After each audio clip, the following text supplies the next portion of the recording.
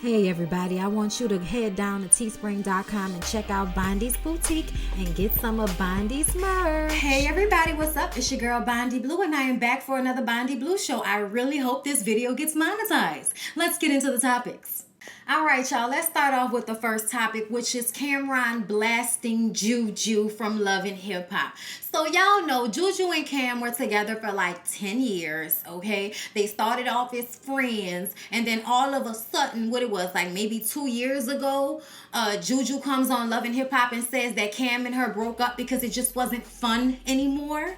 And we were like, what the hell does that mean? I mean, of course, everyone just automatically assumed that Cameron was being an asshole because, well, he seems like an asshole. Well, finally, he's broken his silence and he's had a few things to say about his situation with Juju. First of all, he says that I am not your enemy. I have nothing but love for you. I'm happy for everything you're doing, but I'm tired of looking like the villain, even though I like being a villain. But this isn't the case for this scenario, okay? He then reveals what he said is the real reason he ended their relationship.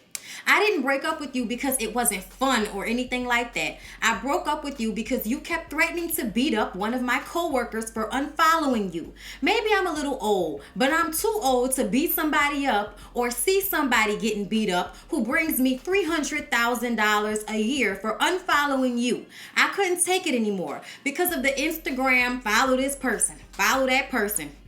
And you can't beat up a white person in New York, especially a white Jew. You can't beat up any white Jewish people in New York, and that was the real reason we broke up. I say, well, damn. This, is the total opposite of what we have seen of Juju. We've seen Juju be educated, smart, not really here for the drama, bilingual, multiple degrees, We've seen Juju be classy based. And this is basically telling us that it ain't classy based. Shout out to Funky Dineva. Then he continues to list all of the things he did for her. He got her on Love and Hip Hop. He helped her get Candy Jewel's hair. He says, I negotiated the best first-time person on Love and Hip Hop. Your contract you got. So basically he's saying that he got her the best deal when she came onto the show as a first-time person that many people didn't really know of. Juju really, was able to solidify herself as a real cast member, getting real money for the show because Cameron came through for her basically.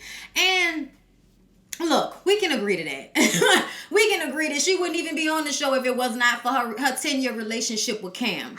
But I think that the truth is somewhere in the middle. Before I get into why I think it's a little bit of both, all right, let's just talk about how he mentioned all of her surgeries. Y'all, we thought Juju was like a natural beauty or some shit. And he says he was there for her. He said, I supported you when you got your butt done, when you got your breasts done, your lips done, hair laser removal, everything. I loved you with that. You didn't have to do that. I was with you before that, and I still have love for you. No problems at all, okay? And he says that she continues to call and have relationships with his friends, and he says it wouldn't be okay if he did it because he'd be considered a stalker, all right? But he goes on to say he has nothing but love for you, babe. What you got? Nothing but love for you. Yeah, whatever. Ain't no love for me there.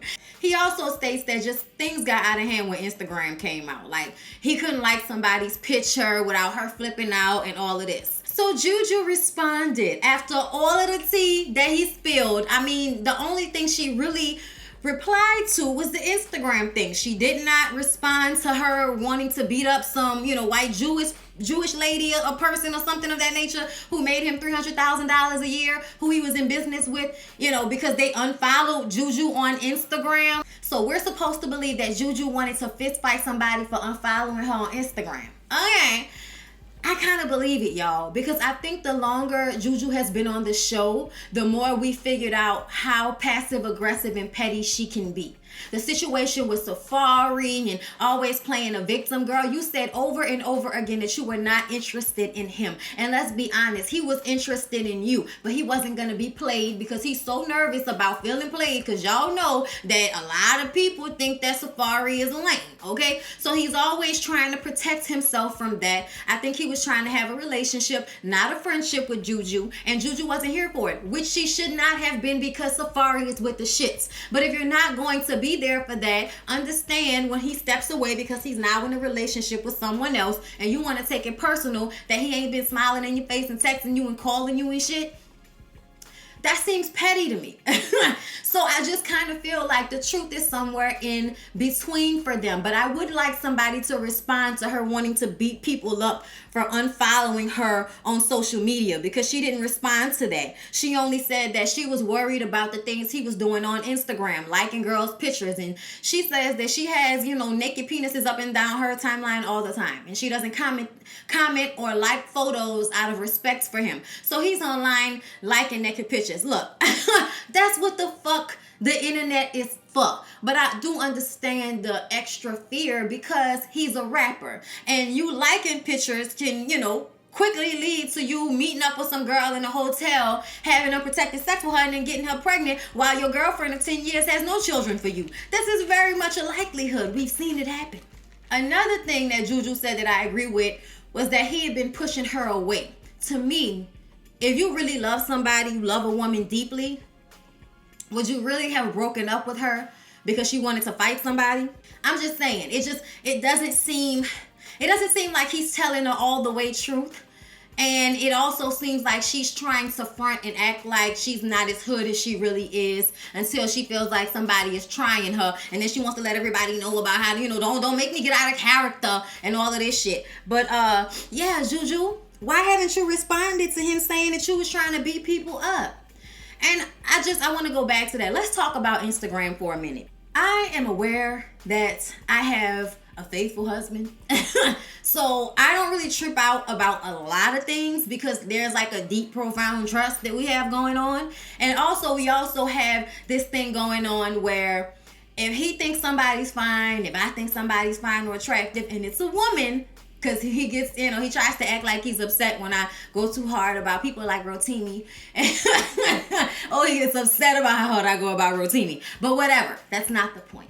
The point is, there's a level of trust, and then I have like this level of, I don't give a fuck. I'm sharing anyway. You're my best friend and my husband, so get over it already. You know what I mean? So we have like a sharing thing. So if he saw somebody that he thought was fine, he would show me the picture, and then I would probably like the picture or not like the picture. But I'm not about to sit up here and get upset because he's liking pictures online. Like Instagram, half naked people, they're everywhere. Why is this a big deal? As long as your hands, your mouth, and your penis stay to yourself and I, then these are not issues. So the fact that she's even upset about that, to me, shows a level of immaturity and insecurity. And that comes from the fact that I don't think Cameron ever fully loves you. He describes you as a friend, and then y'all had a relationship.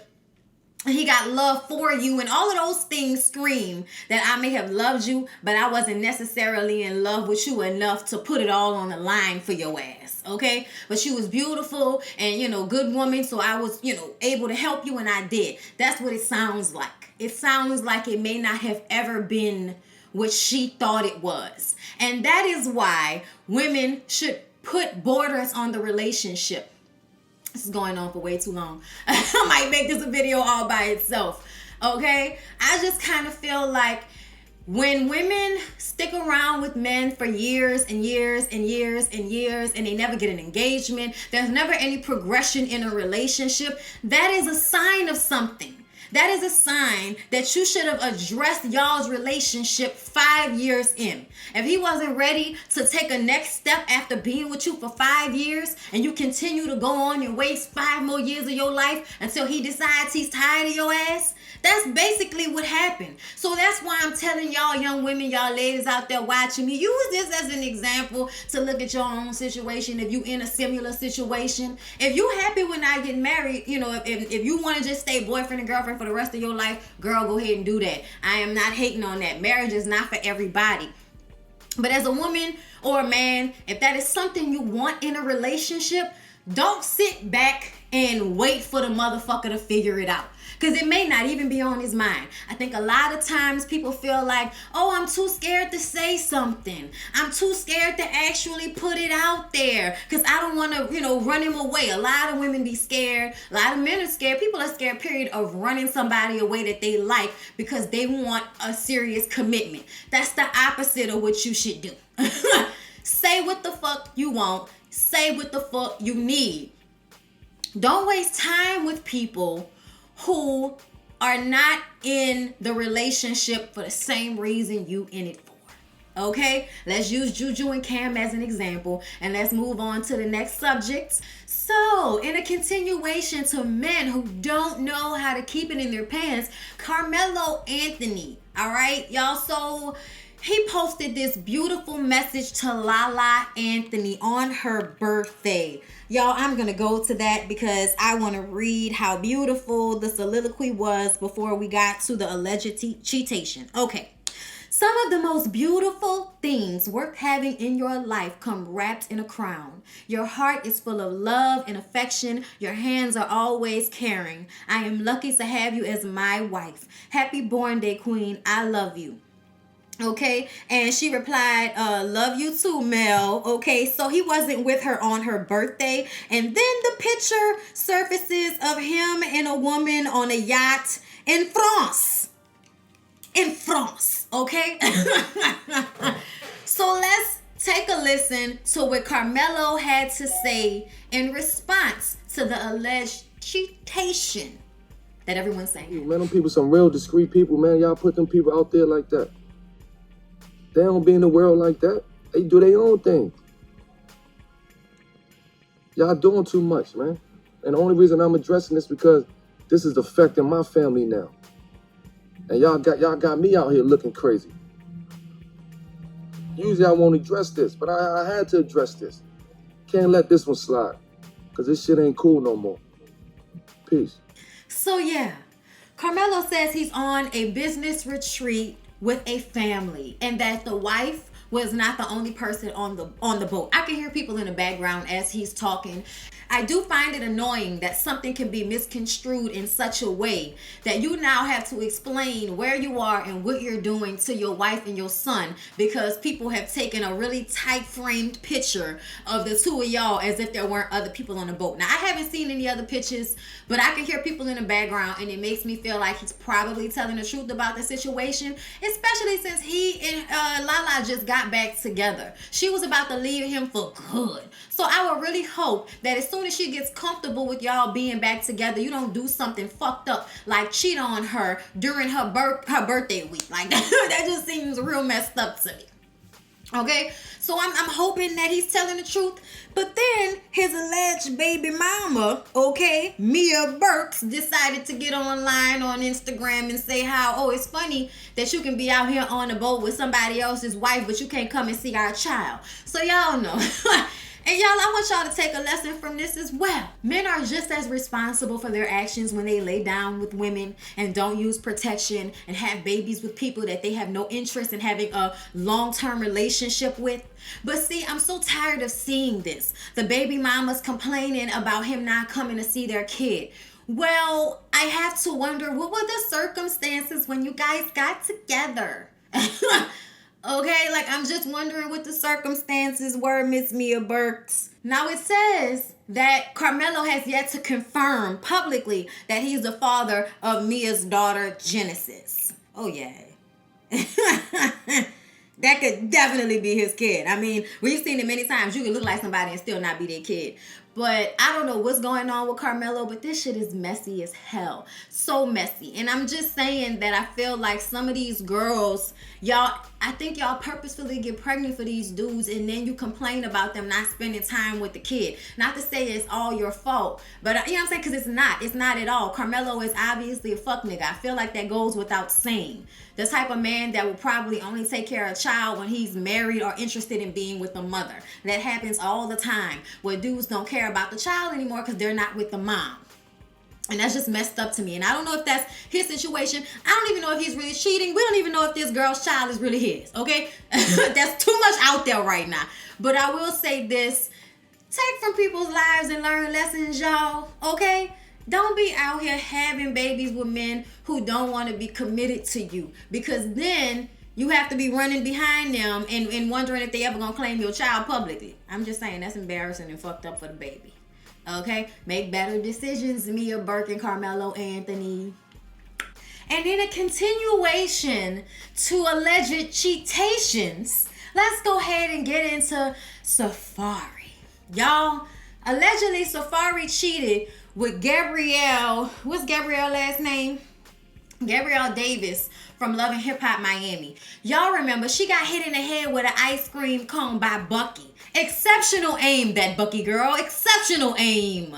Okay? So we know that there was supposedly a relationship between them two, but it was never really delved into. But yes, supposedly Safari had a relationship with her. And she decided to get online and post to the Neighborhood Talks Instagram, okay? And she posted a whole bunch of text messages, some of which she's left out her own responses to some of the things he said.